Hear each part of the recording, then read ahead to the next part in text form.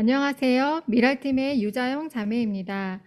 선교사님 메시지 생명과 행복의 길을 듣게 해주시고 은혜를 나누게 해주신 하나님께 감사드립니다. 생명과 행복의 길을 아시는 분은 오직 하나님이시고 하나님을 멀리하는 인생은 행복을 거절한 인생이라고 말씀하셨습니다. 디모데후서 3장 1절에서 5절 말씀에 나와 있는 것처럼 요즘 세대의 가장 큰 특징은 자기중심, 돈중심, 쾌락중심인 세대라고 하셨습니다. 자기가 얻고 싶고 하고 싶은 대로 살지만 행복하지 않고 점점 더 우울해지고 불행해져 가는 세대입니다.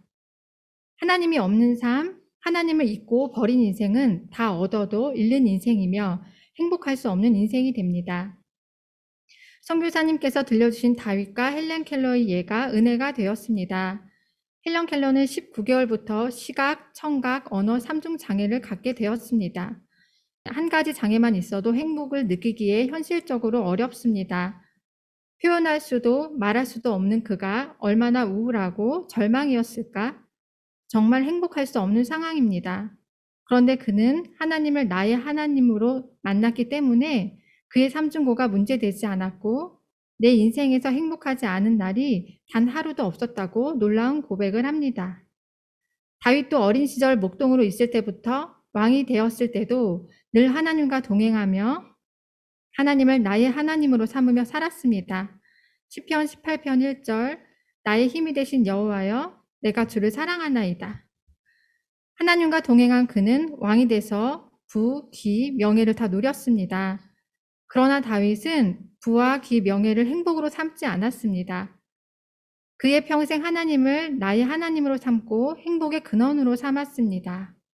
어려울 때나 괴로울 때 하나님을 의지하고 형통할 때 하나님을 찬양하며 언제나 하나님 때문에 행복했습니다. 제가 예전에 은행 다녔을 때 입사 이후 은행의 첫 발령 지점이 너무 바쁘고 일도 많았습니다. 드센 고객들이 많이 오는 힘들고 야근도 많은 곳에서 일하면서 어느 날은 응급실까지 실려갔었습니다. 고객이 너무 많아 대기 인원만 해도 100명이 항상 넘었고 돈이 모자라는 적도 종종 있어서 월급날에 월간히 돈을 메꿔 넣게 되었습니다. 그래서 스트레스, 긴장감, 실적 압박, 염려가 가득했고 매일을 시작하는 아침이 싫었습니다. 너무 힘들 때 직장의 크리스찬 선배 통해 성경 공부를 하게 됐습니다. 저는 하나님을 알아가게 되면서 스트레스, 염려, 월요병, 묵직하게 시작한 아침병 등이 사라졌습니다. 하나님을 잘 알아가면서 평안하고 행복해졌습니다. 그런데 시간이 흐르고 저는 이 행복과 평안이 하나님으로부터 온 것임을 잊고 갑자기 하나님 알아가는 것이 피곤하다는 생각을 하게 됐습니다. 저는 말씀 배우는 것을 그만하고 적당히 하나님을 믿어야겠다는 선택을 했습니다. 돈, 날 사랑하는 남편, 내 집으로 안정감과 행복감을 채우려 했었습니다. 그 결과로 마음이 뻥 뚫리고 허무하고 외로웠었습니다. 돈을 벌고 집도 있고 가정도 있는데 하나님께 거리를 두고 멀리한 그 허무함을 말로 표현하기 어려웠습니다. 시간이 좀 더 흐르면서는 걱정, 염려, 스트레스, 월요병이 다시 왔습니다. 매일 아침 하루를 시작하는 것 자체도 부담스러웠습니다. 삶도 형통하지 않고 어려운 일이 많았습니다. 다시 하나님을 찾고 싶었습니다. 신명기 30장 19절 내가 생명과 사망과 복과 저주를 내 앞에 두었은즉 너와 내 자손이 살기 위해 생명을 택하고 하나님은 하나님을 멀리했던 백망덕한 저를 받아주시고 하나님을 다시 잘 알 수 있는 기회를 주셨습니다. 감사하게 내비게이터 CGO를 만나게 해주셨습니다. 이곳에서 말씀을 배우면서 생명과 행복이신 나의 하나님을 택하게 되었고 나를 사랑하는 사랑의 하나님을 만나게 되었습니다. 선교사님 말씀처럼 사랑의 하나님을 만나 저의 모든 필요가 채워지게 되었습니다.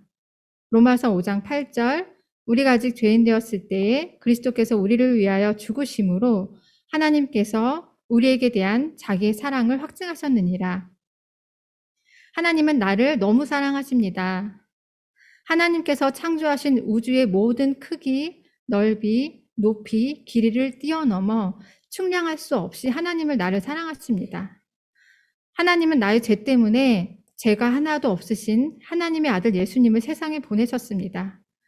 예수님께 내 모든 죄를 전가시켜서 내가 받을 사형 선고를 예수님께 내리셨습니다. 그래서 예수님께서 내 죄를 다 뒤집어 쓰시고 그 대가를 치르게 하셨습니다. 로마서 8장 3절, 육신으로 말미암아 율법이 미약해져서 해낼 수 없었던 그 일을 하나님께서 해결하셨습니다. 곧 하나님께서는 자기의 아들을 죄된 육신을 지닌 모습으로 보내셔서 죄를 없애시려고 그 육신에다 죄의 선고를 내리셨습니다. 나를 얼마나 사랑하시길래 내가 받을 사형 선고를 아들에게 내리셨을까? 24시간 동안 물에 담근 9개의 무거운 가죽줄, 납덩어리, 동물뼈가 박힌 무거운 채찍으로 예수님의 몸을 계속 내리칩니다. 예수님의 온 살가죽이 찢겨나가 뼈마디가 보일 정도가 되십니다. 머리엔 가시 면류관을 쓰신 게 아니라 박히십니다. 두껍고 뾰족한 큰 가시로 된 면류관에 박히시고 막대기로 예수님의 머리를 내리칩니다. 머리와 온몸의 피를 흘리시며 죽을 상태가 된 몸으로 쓰러지시며 다시 일어나셨습니다. 십자가를 향해 죽을 힘을 다해서 일어나셔서 가셨습니다. 두 손과 두 발이 십자가에 못 박히시고 못에 지탱됩니다. 견딜 수 없는 고통을 겪으셨습니다. 이것을 지켜보셔야만 했던 하나님의 마음은 어떠셨을까? 자기 아들을 내어주신 하나님의 사랑에 고마워하지도 않고 무가치하게 여기는 악한 죄인들을 위해 나 같은 죄인에 내어주신 하나님의 사랑을 어떻게 표현하고 헤아릴 수 있을까요? 저는 십자가를 통해 나의 하나님을 만났습니다. 하나님은 저의 생명과 행복이 되었습니다. 경건의 시간으로 메시지 복습하고 적용을 순종하면서 은혜가 되었습니다. 매일 수시로 하나님 때문에 행복해요 라고 하나님께 고백하는 것이었습니다. 내 모든 삶에 항상 함께 해주시는 나의 하나님, 죄인된 나를 죽기까지 사랑해 주신 나의 하나님, 감사합니다. 너무 모질한 나를 비전의 삶으로 이끌어 주시고 비전의 소말 갖게 하신 나의 하나님, 하나님 때문에 행복합니다. 나를 업어서 안아서 내비게이터의 귀한 교제권으로 인도해 주신 나의 하나님, 이기적인 나를 포기하지 않고 끝까지 사랑해 주시고 이끌어 주신 나의 하나님, 하나님 정말 사랑합니다. 하나님께서 주셔서 얻게 된 것들 때문에 행복한 게 아니라 하나님을 알고 얻게 되어서 행복합니다.